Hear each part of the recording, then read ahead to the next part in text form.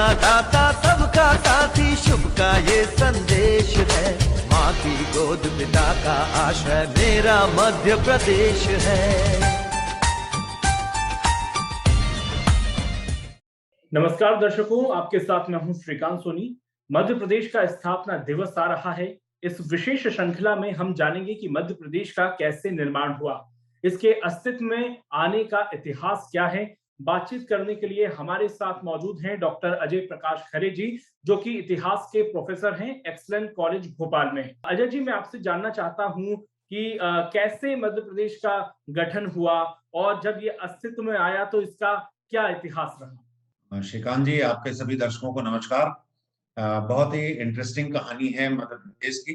Political रूप से जरूर हम उसको कहते हैं कि मध्य प्रदेश का जन्म 1 नवंबर 1956 को हुआ, लेकिन मध्य प्रदेश के क्षेत्र में जो भूभाग है इसका इतिहास बहुत प्राचीन है, या ये कहें कि भारत का प्राचीनतम इतिहास जो है मध्य प्रदेश के इतिहास में शामिल है। लेकिन रिपब्लिक ऑफ इंडिया के एक राज्य के रूप में मध्य प्रदेश का जन्म 1 नवंबर 1956 को हुआ, जो आप सही कह रहे हैं।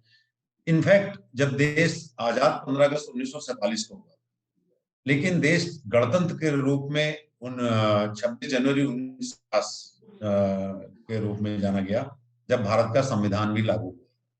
1950 26 जनवरी 1950 के पहले जो गवर्नमेंट ऑफ इंडिया एक्ट 1935 था, वही प्रभावशील रहा।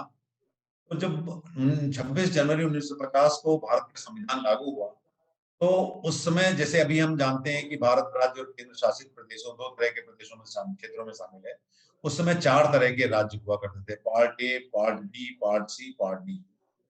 पार्ट ए में वो राज्य हुआ करते थे जो अंग्रेजों के समय भी राज्य की भूमिका में थे, जैसे बंगाल था, बिहार था, आसाम था। बड़े बड़े राज्य थे जहां पर गवर्नर या लेफ्टिनेंट गवर्नर शासन करते थे। पार्ट बी में प्रमुख रूप से वो राज्य रजवाड़े थे, जिसे जिनको मर्ज करके नए राज्य बना दिए गए थे, या कुछ इंडिपेंडेंट राज्य भी थे। तो पार्ट ए स्टेट में एक स्टेट था मध्य प्रदेश। पहले भी एक स्टेट था मध्य प्रदेश पार्ट ए में, जो कुल जो है 9 राज्य थे। पार्ट बी राज्य में 8 राज्य थे, जिसमें एक मध्य भारत राज्य था, जिसमें मध्य भारत के और पश्चिम मालवा क्षेत्र के रजवाड़ों को मिला के बनाया गया था, जिसकी राजधानी इंदौर और ग्वालियर दोनों थी, और इसके राज प्रमुख जो है ग्वालियर के सिंधिया थे। तीसरा एक पार्ट सी राज्य था, जिसमें बहुत सारे जो उस समय के लेफ्टिनेंट कमिश्नर के राज्य शामिल किए गए थे, और छोटे छोटे राज्य रजवाड़े भी शामिल, जैसे विंध्य प्रदेश, भोपाल, दोनों पार्ट सी राज्य थे। तो 26 जनवरी 1950 को हमारे देश में 4 तरह के राज्य हुआ करते थे, part A state, part B state, part C state, part D state. Part D state में सिर्फ अंडमान निकोबार था। तो 26 जब देश में राज्यों के पुनर्गठन की मांग हुई, और उसके आधार पर एक राज्य पुनर्गठन आयोग बना, और उसकी अनुशंसा के आधार पर राज्यों का पुनर्गठन किया गया, तो 1 नवंबर 1956 को मध्य प्रदेश राज्य, जो वर्तमान है राज्य है मध्य प्रदेश, वो अस्तित्व में आया।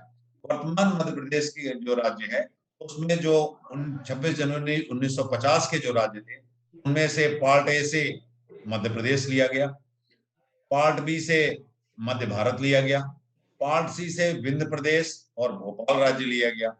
इसलिए जो उस समय का जो मध्य प्रदेश था, जिसकी राजधानी उस समय नागपुर हुआ करती थी, उसके 8 जिलों को बॉम्बे राज्य में शामिल कर दिया गया था, महाराष्ट्र के बाद में, तो वो शामिल कर दिए गए थे। तो इस प्रकार हम देखते हैं कि जो वर्तमान मध्य प्रदेश है, वो पुराना जो सेंट्रल प्रोविंस बरार उससे मिलके बना है, जिसकी राजधानी नागपुर हुआ करती थी। उसके बाद उसमें जो है मध्य भारत, जिसमें होलकर के राज्य, सिंधिया के राज्य शामिल है। बुंदेलखंड और बघेलखंड के राज्य रजवाड़े जो शामिल हैं, वो विंध्य प्रदेश के रूप में, और भोपाल स्टेट भी पार्ट सी का स्टेट है। इन राज्यों को, इन क्षेत्रों को मिलाकर आधुनिक मध्य प्रदेश का निर्माण हुआ है।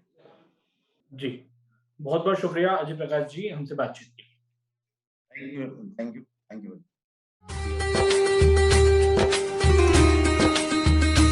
सुख का दाता सबका साथी शुभ का ये संदेश है। माँ की गोद पिता का आश्रय मेरा मध्य प्रदेश है।